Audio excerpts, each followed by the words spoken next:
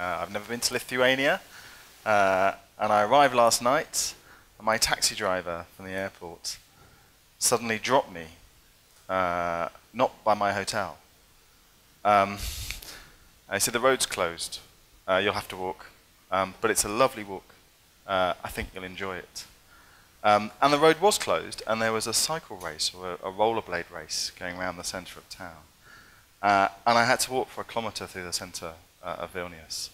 And it was absolutely beautiful, absolutely fantastic. So I must admit, when the taxi driver dropped me off, I wasn't thrilled. But actually, he was right. I really enjoyed spending an evening wandering around Vilnius. And thank you to Valsybės for inviting me to come and talk. And for introducing me. So clearly, I spent 5 years setting up and being the deputy director of the government digital service.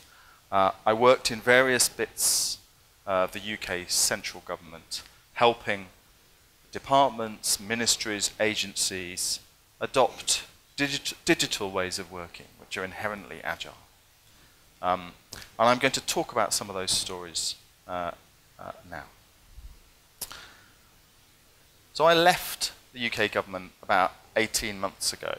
I now, with 2 former colleagues from the government digital service, run a small boutique consultancy called Public Digital. We help governments, large organisations succeed at digital transformation at scale. Public Digital includes Mike Bracken, the guy without the glasses, who is the director of GDS, and Ben Terrett, who is the head of design. Our background is digital. In organisations like the BBC, The Guardian, Apple, Nike. I spent 7 or 8 years at the BBC setting up BBC's websites, making a whole bunch of mistakes from which I hopefully learnt around how you do, just how do you do digital agile delivery, but how do you do that kind of delivery in a public organisation, where the scrutiny, incentives, and culture are very different from the private sector. I've worked in the private sector, and I have to admit, it's easier. In the public sector, you have a level of scrutiny and expectation that brings challenges. It brings challenges to the culture you need to make agile digital delivery work. To make agile digital delivery work, you need an open, trusting, flat, non-hierarchical culture, which is sometimes hard to create in the public sector. But I'll talk more about that in a minute. And I'm proud of what we achieved in the UK setting up the government digital service. In 2008, the UK was 8th in the United Nations e-government rankings. In 2016, we were 1st. Now, the United Nations e-government rankings, I don't really understand how they work, but it's a good slide to put up.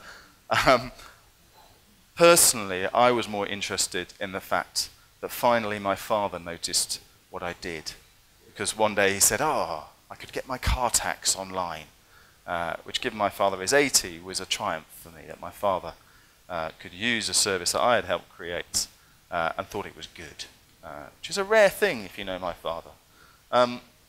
We also saved the UK an enormous amount of money, £4.1 billion over the 4 years between 2011 and 2015. Now actually, we didn't set out to save money. We set out to transform the quality of public services using digital delivery. It just so happens that the level of expenditure in the UK on IT was so enormous. It was about £16 billion a year in central government on IT, that saving money was almost guaranteed. It was almost impossible to spend more and very easy to spend less. I think that's important though. We did not set out to save money as a starting principle. We set out to improve the quality of services using digital delivery, bring a new culture to bear, a new way of working to bear, and as a byproduct, we saved an enormous amount of money. I'm not sure we'd have saved the money if we tried to save the money. It's interesting. But I was thinking, last week about how do I tell you the story of the government digital service, you being a group of people who already work in the public sector. And I thought I'd not start with the triumphs and the victories and the wonderful things. I thought I'd start with a crisis. A disaster, actually, a delivery disaster that the UK had a few in terms of technology-related disasters, in terms of delivery of public services. But this is one from which good things came.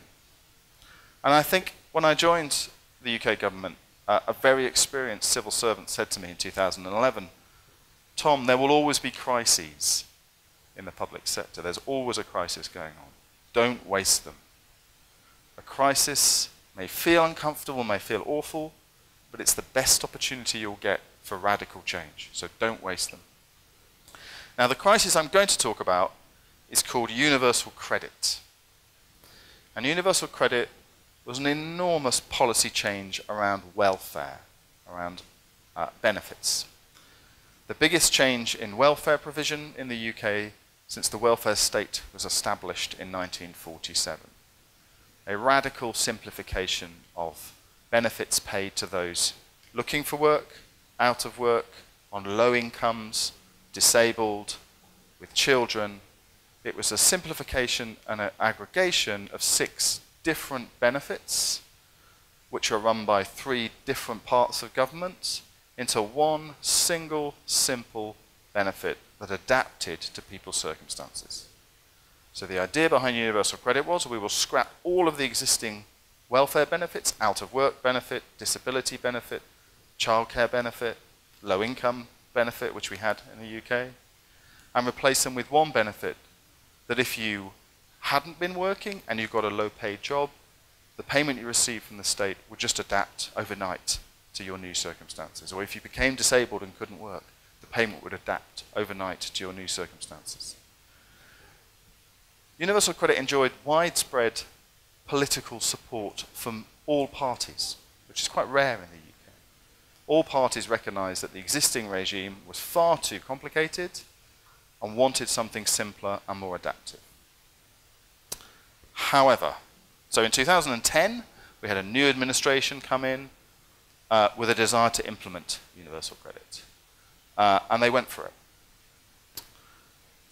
Safe to assume it didn't go well. 3 years later, in the spring of 2013, there was a report by the Parliamentary Accounts Committee. Essentially, the Parliament did a review. And they described it as extraordinarily poor implementation, which, given how the UK Parliament works, is appallingly disastrous review. And to be fair, they weren't wrong. The programme had spent £425 million in 3 years, delivered nothing. No users. No running code. Nothing. Well, that's not true. There was piles of paper. 1,500 people on the team. It was bad. It was bad. Politically bad, but also bad for those trying to do the right thing. No one involved in that program was unprofessional. No one involved in that program was not trying to do the right thing. It was all round a bit of a mess. However, from that crisis, the department in question, little more than 2 years later, I think was the best department in the UK government at doing digital delivery. And actually, this is the team that actually has now delivered universal credit. This is them starting off, and they delivered it for less than £50 million versus the 425 million that delivered nothing. And I'll come back to this team and describe what they're doing and how they're working in my next section. But I want to talk about my involvement in universal credit and tell you some of the stories about what I noticed. In 2013, so the program had been running 3 years. I had no involvement. We had no involvement in it. Once it became clear after 3 years that things were going wrong, a group of us were asked to review universal credit. And I went in, along with a colleague, with Etienne Pollard and a few others, for a period of 2 weeks to review the program. Nearly 2 years later, I went back. After that review, the program was stopped. Totally stopped. And reset, essentially started again. Nearly 2 years, well, more than 2 years later, I went back and did another one of those reviews. And as I said, I think that was what, even less well, just over 2 years later, that team was one of the best. In fact, one of the best I've ever seen. From disaster to one of the best teams I've ever seen working. So let's talk about that first review. What had gone wrong in February 2013? We have a rating system, a review rating system in the UK, which rates programs as red, amber, or green. I'm sure you have the same here. I discovered there's a new rating that I never knew about called black, which is when you go past red and you just have to stop the program. So it was a black RAG rating. What did they do wrong? Well, what they didn't do wrong, they weren't lazy. It wasn't that they didn't work really hard. It wasn't that people weren't incredibly committed. They were all of those things. They were wonderful people. But as a symptom of what was wrong, when we went in February 2013, one of the first questions I asked was, can you show me universal credit? Show me what you've made. Show me the thing. I want to see the thing. And the leadership of the program were a little bit confused, and they went away, okay, we're going to show you universal credit. And they went away and they came back and they showed me this. This was universal credit after 3 years. Let me read the cover of this document closely. This is the Universal Credit Design Specification. Version 3.0, part 2 of 2. There's another one of these. I haven't actually, sadly, the photograph crops the true scale of this document. This is 600 pages. There's another 600 in part 1. So that's 1,200 pages of detailed policy specification. For a new simple benefit. It's meant to be simpler. Okay? That is not universal credit. That is over 1,000 pages of untested assumptions. Very clever people have sat in a room and guessed about how this service should work to be simpler, about how real people will behave when confronted with a new service in the real world, how incentives will impact on complicated, messy lives, real lives. That's just wrong. That might be the way that you build a motorway. I'm an engineer by training. I know when you build a motorway, you can write a specification. Because physics is rational. The services that we typically build as public servants are used by real people. Real people behave when confronted with a service, when using a service, in ways that are very hard to predict. We may think we can predict how people will use a service we develop for them. We may think that we've rationalized it and they will rationalize how they use the service too, but real life is different. People are weird. People don't behave the way that they think they behave. You can't design services, particularly public services, in the same way that you design a motorway or an aircraft carrier. You have to recognize that you're going to make assumptions about behaviors that will be wrong. And they would always have been wrong, however much you thought about them up front. That's not a bad thing. That's not about anyone being stupid. That's just reality. People are weird. You have to adapt to the reality of their weirdness in terms of developing a service towards a public outcome. One of the team that we reviewed came in and said, look, Tom, let me tell you the reality about how we actually do things here. This is our process. We have essentially 5 different groups of people who don't really like talking to each other or working together. 5 silos. We have a team that develops the policymakers. They'd written that document. That team writes a document with the policy in it, untested assumptions. They then chuck that document over the wall to another team who guessed the requirements, which was an even bigger document, taking 1,000 pages of policy specification into about 7,000 pages of technical requirements, more untested assumptions. But a different team. That team then had done 7,000 pages of requirements, chuck it over the wall to a procurement team. And the procurement team procures an IT system. What's an IT system? The minister didn't want an IT system. The minister wanted a simpler benefits regime.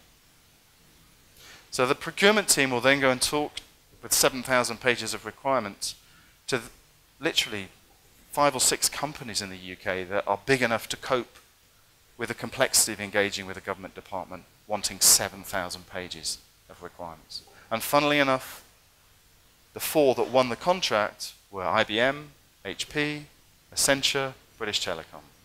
What a surprise.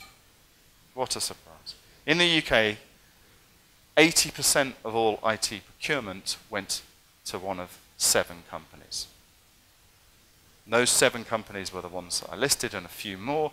By the way, when you look at where the best computer science graduates were working in the UK want to work when they graduate in the UK, none of them want to work for those companies. Okay? That's not funny as far as I'm concerned. We're going with companies that are not top of the game. People want to work for Google. They want to work for a startup when they graduate. Once these IT systems vendors had built the system, which didn't work, but that's a separate matter. I don't think it ever could have worked, to be fair to them. Those 7,000 requirements were not coherent enough to build something from, to be fair to IBM and Accenture. The way that this department worked was we then chucked that system over the wall to our frontline operational colleagues, who then have to inflict it on citizens. And when you talk to the operational people who would take these systems and try and make them work with real people's lives, they were enormously frustrated with the reality that they had to use what they were given by the IT vendors, and then they could never change it. Because obviously it was built perfectly the first time, because those requirements had been thought through very carefully. And sadly, I got quite angry with the operations people who'd taken these systems and implemented them in some cases, because as far as I was concerned, they should have said, no way, that doesn't work in reality. But they'd actually got quite good at sort of just about doing 1,000 workarounds to try and make things work, manual workarounds, bits of paper, Excel spreadsheets, little secret access databases under desks, you know, all the massively inefficient, insecure, bad practices that they had to implement to make a broken system work in messy reality. So that is not how you do services. And if I was to draw that as a diagram, it would look roughly like this. The first time the user ever experienced the reality of a service was right at the end of maybe 3-4 years, and way too late to change it. Way too late to change it if any of the fundamental principles, either policy, service design, operating model, were wrong in terms of the requirements. Way too late to change by the time the user actually experienced the service. Back to universal credit specifically, some of the other things they got wrong. They started with a date. We have to launch this by this date. Okay, now that to some degree was driven by politics. There's always politics, that's reality, but to a larger degree was driven by the culture in that department. If we fix a date, we'll hit it. Well, this is the biggest single transformation in welfare since 1947. This is 20 million people being affected by this change. The most vulnerable people in society, complex lives, £150 billion a year of benefits being paid out. I'm not sure I'd fix a date at the start of something knowing absolutely nothing. That fixing of the date led to enormous fear within the program. It was literally, people were terrified. People were in tears with fear because they knew they couldn't hit that day. Of course they did. But they weren't allowed to say it in the program. They were never allowed to say it. Another thing they got wrong, which I have some sympathy for, which was there was a culture in the program of saying, this is a massive change. You don't understand. This is a massive change. That means it's a massive program and we need massive teams. They had 1,500 civil servants and another 1,000 plus people from suppliers working on this program. 2,500 people. Yes, it's a massive change, but I'd argue that means you have to start small.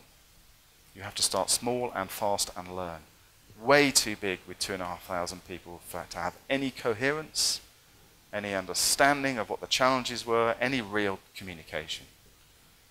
Just because the change is massive does not mean you need a massive program. In fact, quite the contrary. Remember Amazon's 2-pizza rule. Do you know about Amazon's 2-pizza rule? Jeff Bezos, the chief exec of Amazon, has a rule that no team is bigger than can eat 2 pizzas. About 8 to 10 people in Amazon. Every single service in Amazon is built by a team, or teams of 8 to 10 people. That's the optimum size to do delivery. Google's pretty much the same. Small teams with the right skills deliver massive changes. Big lesson. Third thing they got wrong I've already talked about, which is the policy was essentially decided as a theory by committee. The actual requirements were guessed. They were not tested with people's real lives and reality. Tons of untested assumptions, lots of false certainty. Lots of people with Gantt charts saying, we know we're going to hit this date and then the service will work. When you unpicked, how do you know that?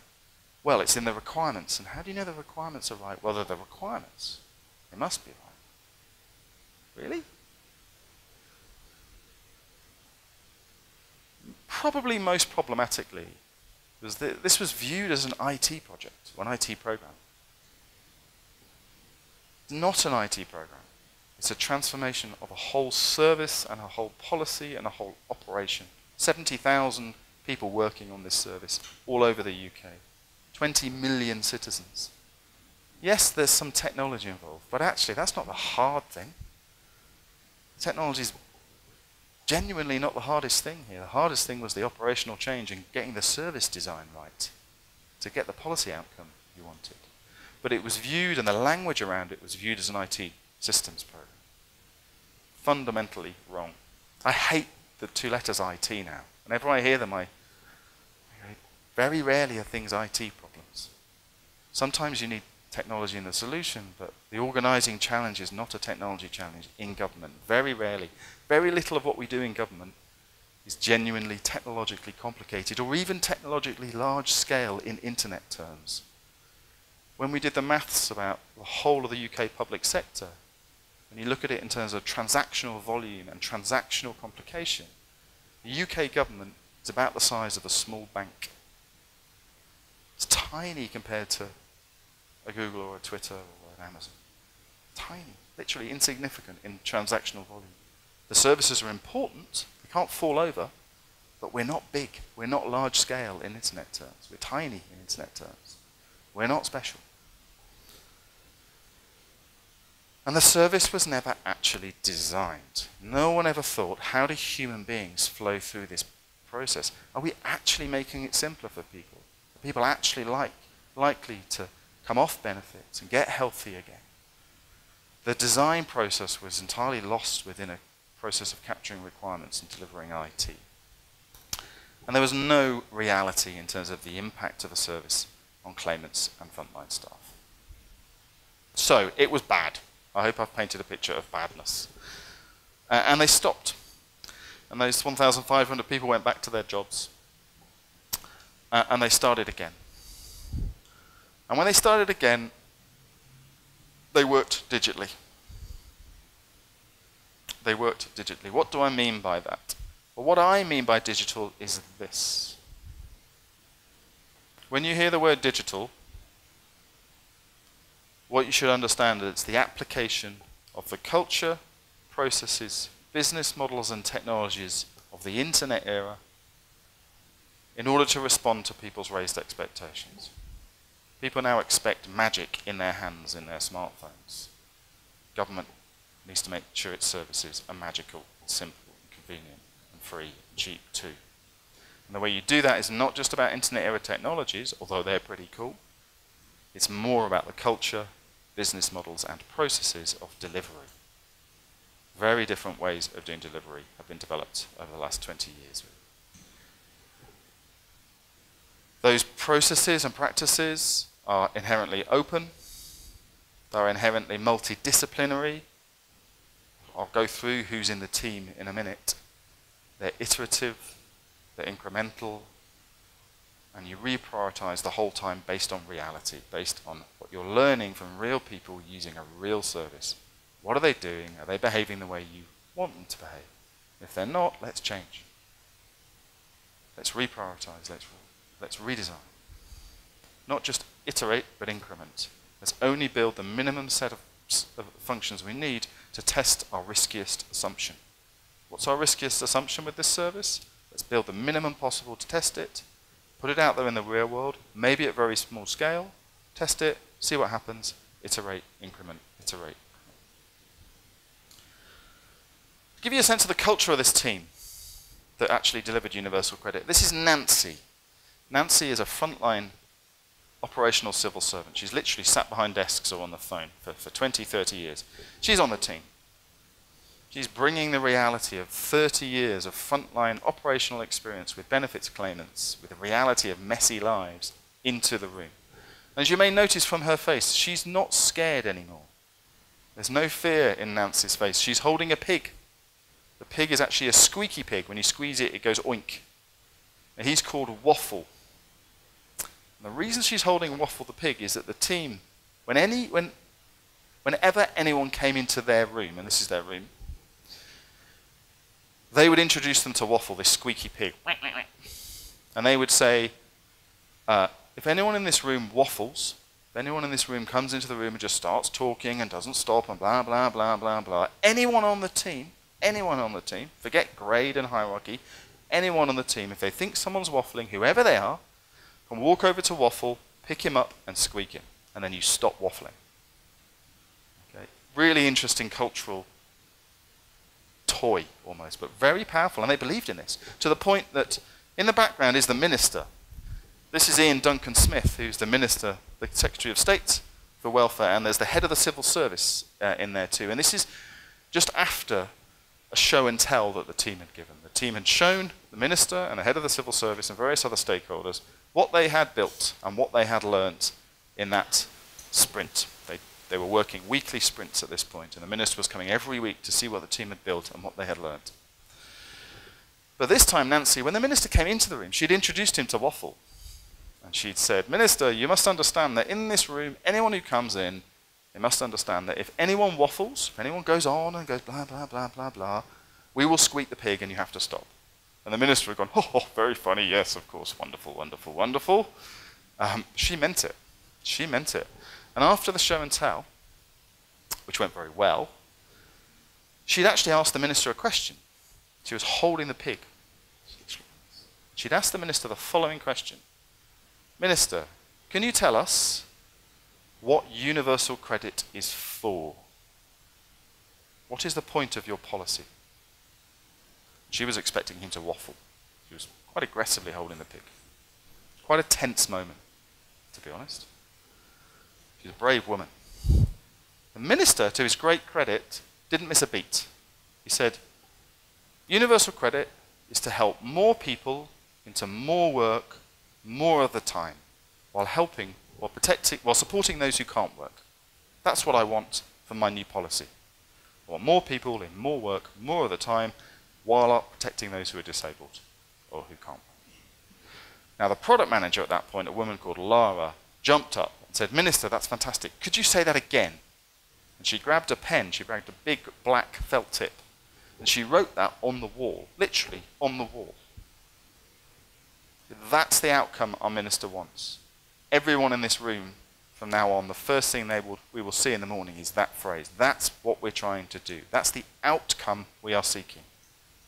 We're not delivering an IT program or a service. We're delivering an outcome in terms of what the ministerial's desires. That was very powerful for me as an articulation of a clear vision.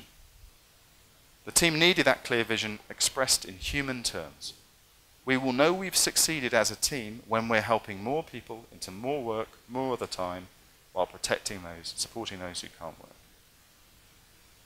Whenever I go now and look at programs, I always ask the team, what are you doing this for? What's it for? Very, very clear distinction between those teams that know what they're doing it for, have a vision that's clear, and those that don't. And those that don't, how do they know they're ever going to succeed? So, the team had the right leadership. Had the right leadership. These are the leaders of the team.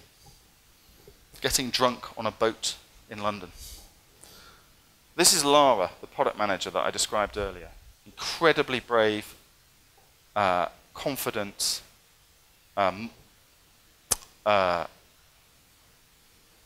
posh woman, very posh.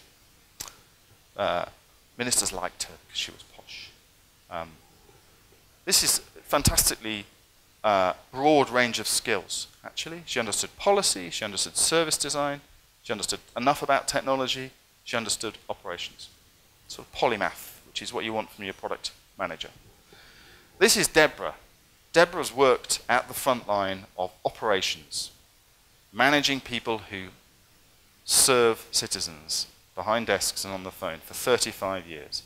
She's the sweariest woman I've ever met. Absolute, not posh at all, okay, but knows reality. This is Richard. Richard comes from the internet. He's a service designer and a technologist. He brings into the room those practices, he brings into the room just how easy modern internet technology makes life for you, as long as you use it. The three of them were the leadership team. Now, in grade terms, in terms of the civil service hierarchy, they were all over the place. That didn't matter. They were the leaders. Big lesson for me. This was a flat team. This was the team that respected diversity of different disciplines. It was inherently multidisciplinary. And the people in the room, and to begin with, there was only about 15 of them, the people in the room were empowered. There was no question of going back to your department to check with your boss whether a decision you'd made in the room was the right one. If you were in the room, you were empowered to make a decision. Even changing the policy, changing the operating model, changing the security model. If you were in the room, you were trusted and empowered to make a decision in the room. Now bear in mind, every week or later every 2 weeks, there was a show and tell that anyone could come to, and that show and tell you would say, we've made this decision, we've developed this thing, this is why. Stakeholders could challenge, and they did every week or every 2 weeks, but if you're in the room, you make the decision. And they deliberately kept the team as small as they could, the smallest viable team. Because they knew that there's a problem when you get big. You lose coherence, you lose communication, you lose coordination. So they really worked hard to keep the door locked, actually, to only let people in and skills in when they knew they absolutely needed it. So let's go back to the team. Let's go through who's in the room to begin with. This is Lara. Next to her is Kevin. He's a very experienced technical architect, software developer. He led the developers. There's 4 developers in the room. 2 women, 2 men. That's important that you have a diversity of developers. Can't have all blokes developing your software. You've got designers in the room. You've got operations people like Deborah in the room, like Nancy in the room, who know the reality of the operating model they want to perform. You've got user researchers in the room. Just got one, actually. Very important role. Someone who understands how you go, present a prototype or a version of your service in front of real users and get the feedback you need about whether it's going to work or not. That is a professional job now. You need one in the team. There's a security expert in the room, obviously. When you've got £150 billion a year of money going out, you need to make sure the service is secure. And you've got a Scrum, an Agile coach, Davina, at the front. She's running a retrospective here, which is part of the Scrum methodology that the team were using. At the end of every sprint, they'll go back and say, it's a group therapy session. What worked? What didn't work? What behaviors were tolerable? Which behaviors need to change? How do we adapt our process to make it even more efficient? So a multidisciplinary team, just big enough to do the delivery they needed to do. They started out by delivering universal credit to 100 people. Literally, we're going to launch this to 100 claimants. They chose those 100 claimants very carefully to make sure they represented the full spectrum of the 20 million people they knew they'd have to service at the end, but they started with just 100.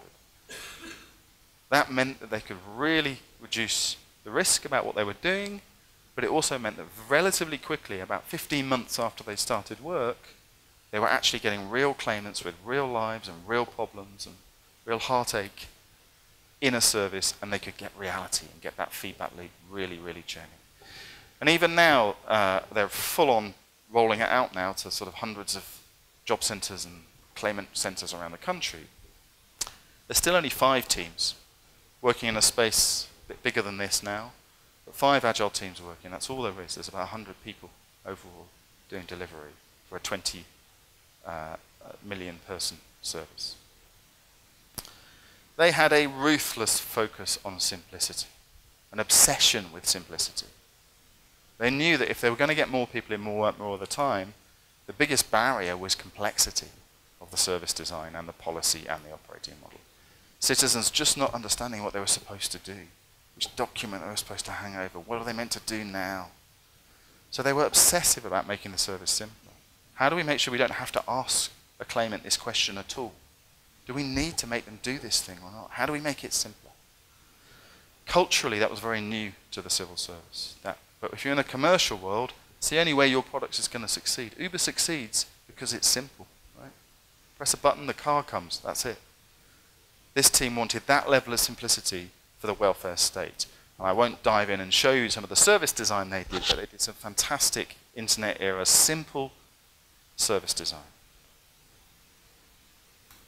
As I said, every week they were going and doing user research, watching how people, real claimants, were using a real service and bringing that reality back into the team to change things. This isn't working, we need to change it. They haven't understood this word, let's change that word. I'm sorry, but they're not uploading the document. They don't understand what upload means. How do we make sure they can share their CV with us, their curriculum vitae with us? These are all examples. The team had a phrase, no unproven assumptions. No assumptions that we haven't tested. They would always ask themselves, what's our riskiest assumption this week? Is it the technology? Is it the service design? Is it the operating model? Where is our biggest, riskiest assumption? Right, now how do we test that assumption? Because if our assumption is wrong, the impact in the long term could be bad. They were incrementing and iterating each week, reprioritizing all the time based on reality. Now that led to some difficult conversations around planning.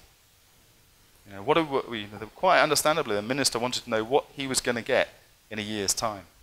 And Lara in particular had to say, in a year's time, we think we'll be testing these assumptions. Can we scale this service to 100,000 people, not just 100 people? Have we got a security model that's going to keep it secure? We'll be testing that in a year's time. I won't go into some of the detail of road mapping, but really required some quite sophisticated agile program planning techniques to keep the minister happy without giving him a Gantt chart that was full of lies, which is what he wanted. He wanted false certainty. The team were ruthless in not giving him false certainty. And obviously, they're deploying software continuously, as in they were running DevOps, which meant that they could deploy software to live like that. In about a minute, they could deploy software, fully tested software to live, rather than 6 months, which is the existing legacy IT. Previously, it took 6 months to roll out any change to IT. They were deploying in a minute. Now, actually, they deployed every day because the change process needed management. But, this is the process they were following at the bottom. And this is the new process that is required that you follow in the UK if you're developing a new service. It's in our service standard. You have to follow this process. You start by understanding what users need. What is the problem that users have? The problem will often be, I need to get a job. Help me get a job. That's the user need. How do you help me get a job? Start with a very, very simple version, an alpha version. Very quickly, 100 people with the first alpha version of Universal Credit. Iterate it, test it, iterate it. Go slightly bigger when you've got the confidence that your service is going to work, your operating model is going to work, your technology is going to work. Iterate it maybe to 1,000 people or 10,000 people in a beta phase. keep iterating, get bigger, get 100,000 people on. And they're now rolling it out to millions of people. There's no big bang moment when the thing goes live, all or nothing. There's no moment where you say, everyone in the country is now using universal credit. Let's pray it works. They've got a gradual growth, a continuous iteration. And even when they're done, even when they're finished, they'll not be finished. Because they'll always be able to improve the service. They'll always have a development capability there to iterate the service. Frankly, they've got no choice.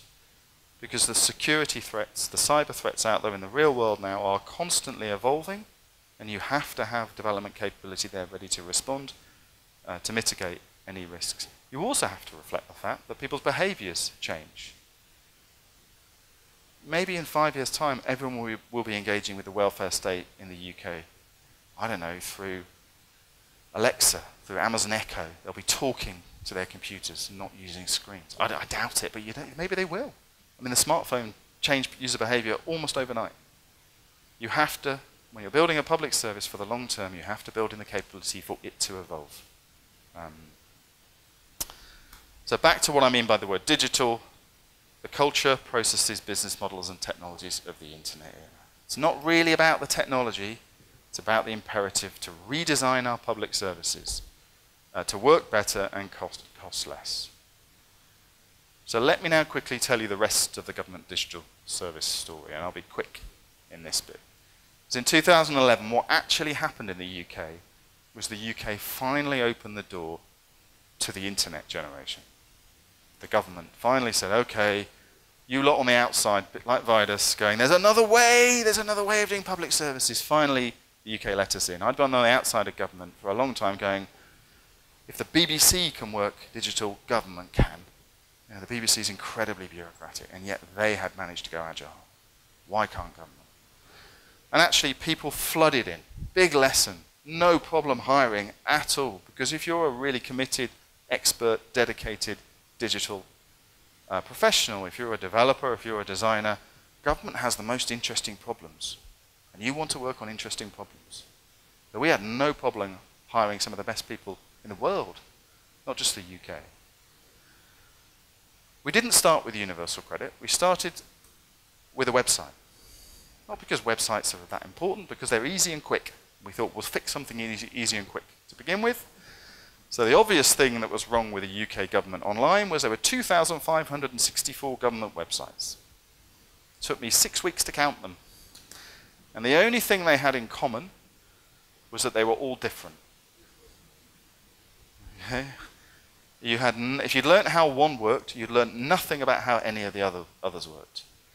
But more problematically, if you wanted access to a government service, the first thing you had to find out was which bit of government and which government website that service was on.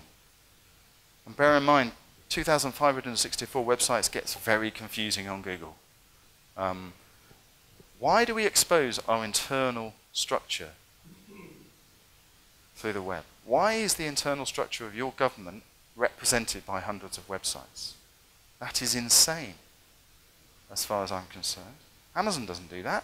Amazon doesn't say, okay, I'm the finance department of Amazon. If you want to pay me, you have to come to my website. I know you've shopped for your book over there, but I'm the finance department. You have to come to me to pay. That's nuts. Even the BBC doesn't do that. The BBC just has one website. Trust me, that was hard to make sure they only had one website. So we replaced all those with one website. We turn all those websites off, redirect all the traffic, make one website, call it something simple, like gov.uk, that people might remember, and only talk about that website and only have that website. We built an alpha in 12 weeks with 12 people. We built a beta in 6 months with 30 people. We redirected all the traffic from all the other websites so we didn't break any links. We saved about £70 million a year. That wasn't hard when you have 2,000 websites. We won Design of the Year in 2013, the most prestigious design award in the world. We beat the Olympics. We're the first website ever to win and the first government service ever to win. That was lovely. We also got into trouble with the startup scene in the UK who said, you're hiring all the best people, government, that's bad. You're stealing all our best people. You're the best startup in Britain and you're in government. I was delighted by that. I wanted the best people in the world to come and work for the government. Why shouldn't they? We've got the most interesting problems. We've got the most important problems in the public sector to solve. We should have the best people. By the way, Government Digital Service, 2/3 of the people who work there are career civil servants, have been civil servants all their lives. Only 1/3 of the people were new. 2/3 of the people were ready to work this way, had worked in the public sector, wanted to change, wanted to work agile. We didn't need to hire everybody new. We needed some new skills, but most people were already in the public sector. After we did gov.uk, we then talked to ministries and departments who were very excited by this point to say, we're going to pick 25 services to transform. We're going to help you develop these agile digital ways of working in your departments. We can't do it all from GDS. So we picked 25 and a 2-year program. Here's some examples. This is carer's allowance. This is a small amount of money that you get if you full-time care for someone. If you care for maybe your mother or your father full-time, 35 hours a week, the state would pay you £60 a week. Not a lot of money for an enormous amount of care that people are giving, and yet the service was a telephony-based service called Carer's Allowance. It would ask you 400 questions before it would give you your £60 a week. 400 questions. When you talk to the people on the phones, they would burst into tears as they described asking those 400 questions of people who are full-time caring for someone with dementia maybe, or someone dying. Why do we ask 400 questions? Why?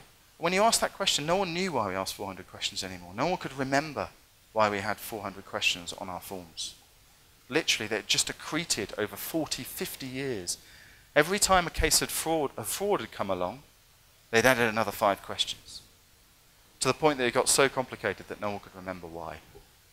The team redesigning this service got rid of 300 of those questions like that. They just literally went, we're not going to ask this question anymore. There's no point. They then did a decision tree service design, such as you only got asked questions that were particular to your circumstances. If you didn't have, I don't know, if you didn't have children, you weren't asked about children. So the average number of questions you get asked now on this service is 18. The minimum you can get asked is 8. 80% people applying digitally, average age 68. Okay, so these are old people usually applying for their partner. Radical simplification, the cost through the floor, absolutely through the floor. I could show you the cost per transaction, but I haven't got time.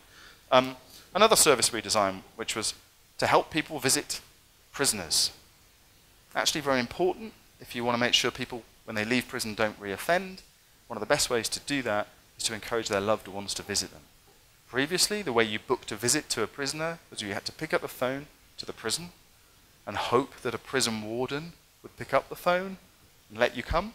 Now, funnily enough, prison wardens weren't particularly keen to act like receptionists.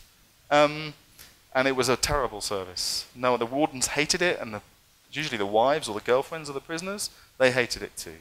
So we did a very simple digital service, meant that the wardens didn't have to worry about that bit of the job anymore. They were delighted, increased the number of people successfully visiting prisoners by 40%. That's a major policy outcome, to get more people visiting prisoners. Registering to vote, we had a big change in how people register to vote in the UK. Everyone had to register to vote. We don't have an ID scheme in the UK or a national identity database, so it's quite hard to register to vote. Big political pressure. How do you register 50 million people to vote? Okay, while making sure that everyone registers. Team did a great job here.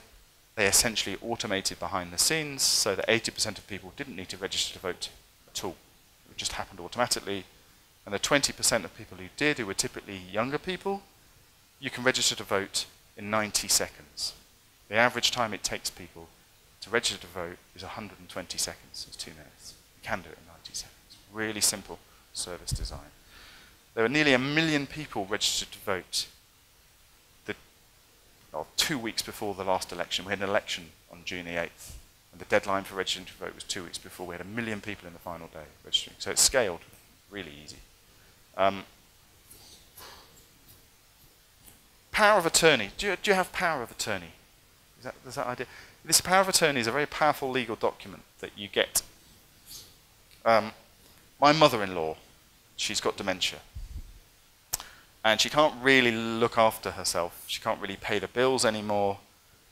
So we had to apply for this legal document called power of attorney that let us run her bank account, let us pay her bills. Now clearly that's quite a powerful legal document, but it's also very important for the state to offer that service so people can look after people safely. Previously in the UK, the team that ran that service, the only way you could really get power of attorney was through a solicitor, through a lawyer. And you would typically, it would take you 3 months and cost you £2,000. You'd have to pay the lawyer typically £2,000 for power of attorney. Now, funnily enough, not that many people did. It's too expensive, and no one likes going to a lawyer. Come on, any lawyers in the room? I mean, you know, who likes going to Sorry? No one likes going to see you. You know. So very few people, compared to who should have had a power of attorney, were getting one. Now, the man running this service, for me, was really bold, in that he came to us and said, I want to change my business model. I think the internet lets me change my business model. I no longer have to have an intermediary. I no longer have to go through lawyers. I think the internet lets me have a service that will be simple enough for citizens themselves to apply for power of attorney. Now, power of attorney is inherently quite a complicated process. But he and the team designed a very simple version of that process that lets people apply online. It costs them £100 rather than £2,000. And they have tripled the number of people getting power of attorney. Now, the lawyers weren't happy. It cost them a lot of money. I don't care. The job of government is not to keep lawyers happy. The job of government is to offer simple services to citizens. We'll see more of this at the end. You knew it had gone well, power of attorney, when someone from the team rang up who ran the helpline. They have a helpline where people, if you get stuck, you can ring up. They said, we need to add an extra button on our CRM on the helpline for positive feedback, because we're getting people ringing up and saying it was easy. We've never had that before. We need to find a way of collecting that feedback. That was a brilliant moment. So this approach to having a central team that helps other bits of government learn to work digitally, not do everything, but help other bits of government do agile digital delivery, it's been copied all over the world now. From America with the US Digital Service, to Israel, Australia, New Zealand, Argentina, I could go on. It's about a new way of working. It's not about technology, it's about a way of working that reduces risk. And the biggest risk is always building the wrong thing. It's not that you build something badly, it's you build the thing that doesn't give you the outcome you wanted. That you build something that has assumptions about human behavior embedded within its design that are false. You want to make sure you build something where change is cheap, because change is a reality. You're going to get those assumptions wrong, and the world is going to keep changing. New threats are going to emerge, new behaviors are going to need to be adapted to. So you need to make sure you can deploy software in a minute, not 6 months. Start small, learn a little, change course. Start small, learn a little, change course. That feedback loop is the heart of this way of working. Iteratively, multidisciplinary. Focus on outcomes. More people in more work, more of the time. Not big requirements documents. Start with the needs of users. What is the problem the user faces, the citizen? And do the hard work to make it simple. Making things simple is really hard. You have to work out what questions not to ask. You have to work out how can we do complicated things behind the scenes so the user gets a simple life. There's such pleasure in doing that. It's really hard work, but when you look at a user in the research, finding it easy to do something, wow, that's pleasure. Follow the bottom process, not the top one. You need to unblock some things more fundamentally if you really want to work this way. We're helping other governments around the world do what we did in the UK. You can't just say, work this way, because there are many processes in government, inside the machinery of government, that will stop you. You have to change those. That's not easy. It's not very sexy. But it's important. This is Mike Bracken, my colleague, who's the director of GDS at the same time I was there. He's on stage in America talking about the square of despair. This is the square of despair. These are 4 things that you have to change in order to allow the rest of government to work digitally. You have to reform procurement, how you buy things. Fundamentally reform it. You can't just have the same 8 companies getting all the work. You have to reform your business case approvals process. How do you get money approved within government? In the UK at least, and in every government I've ever worked with, your business case process from the Treasury or your finance department will demand you have a list of requirements before you can spend any money. Okay? That's inherently not agile. You need to change that. You need to make sure your security policies are up to date and not just some stupid checklist from the late 1990s, which is the case in the UK. Actually, you have to have proper ways of doing security. And they need to make sure that the computers people have in their desks in the morning are from the 21st century, not the 20th century. We had people running Windows NT in the UK government, not even XP. Okay? We had IE6. Internet Explorer 6 was prevalent in the UK. You can't have that. You can't have people walking in the door and jumping back 2 decades in terms of the technology you give them to work with. That is not acceptable. You have to reform that. So here's some of the things we did. This looks like a technical architecture diagram. It's not. It's actually the governance arrangements that we inherited when we joined in 2011 for technology. Each one of those little boxes is a committee that relates to another committee, that relates to another committee, that relates to another committee. Funnily enough, it wasn't very efficient. No one understood how it worked. So we replaced it with 4 committees, essentially. Those looking at the reform of public services, which I've talked about a lot. Those looking at next generation back offices, how do we do HR, how do we pay people. Those looking at common infrastructure, how do we host things? Why do we have 1,000 data centers? Can't we just have one and then use the cloud for things that don't need to be on our data center? And what about Mission RT? Let's think about, let's just have one CRM, not 1,000. We needed to change those things. We needed to change some fundamental ways about the government operates. How we related to suppliers was critical. We had been totally beholden, trapped, frankly, by 8 suppliers. We had outsourced all the technology knowledge to them. And funnily enough, they were not giving us their best people. You typically get the C team, not the A team, from that supplier, because they thought it was easy money. It was easy money. We had to change that. So we transformed, we created a brand new procurement framework, and a brand new self-service marketplace for buying technology if you worked in the public sector. Every 6 months, this framework would be renewed with new companies on. There's now nearly 2,000 companies on this framework. And if I'm a public servant, I can go to gov.uk/digital marketplace and buy 20,000 different services. That's technologies, software as a service, platform as a service, people, teams, specialist services, anything. All pre-procured from 2,000 suppliers offering 20,000 different products and services. I can buy them online as a public service. And that list gets refreshed every 6 months. So as new suppliers come in, we can add them to the list and kick old ones off when they're no good. So the supplier base, the technology supplier base in the UK, in 2011, it looked like this. That's IBM, that's Oracle, that's HP, that's Fujitsu. It now looks like this. And we now have suppliers all over the UK. Politically, that's a win. We've got a lot of small and medium-sized enterprise now working with government, now growing, and as a civil servant, we've got a wider range of suppliers to deal with. We had to change the way products were funded. How do you get this business case approvals process changed? We created a new process with the Treasury, which is our finance department in the UK. We worked with them to create a new business case process that was inherently agile, that included the notion that you should release money incrementally as the team proved value, proved that their assumptions will work, and stop money if it wasn't working, just as importantly. If you did a beta of a service and it wasn't working, you weren't getting the outcomes your minister wanted, stop the money. Stop the money.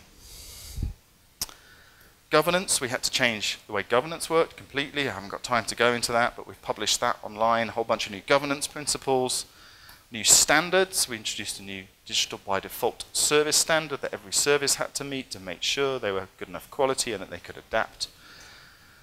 We pushed radically for the adoption of open technology standards. Open standards gives you a competitive level playing field. You can change suppliers quickly. This is just the way that modern digital organizations work. Many of those ways were new to government, and it wasn't easy. I haven't got time to explain just how hard some of those, particularly the last 10 or so slides, really hard battles to change some of the fundamental processes inside the machine to allow us to work digitally and to allow departments and agencies to work digitally. But that's really why you need a central digital service, to unblock those fundamental processes. It's not been easy. Not been easy. After 5 years, I'll be honest, I had to leave. I was shattered. I was exhausted. I needed a holiday. But it's been worth it. It's been worth it. And I'll just end with a video of a user of one of those services. In fact, it's the power of attorney service. And listen right to the end. Listen carefully towards the end.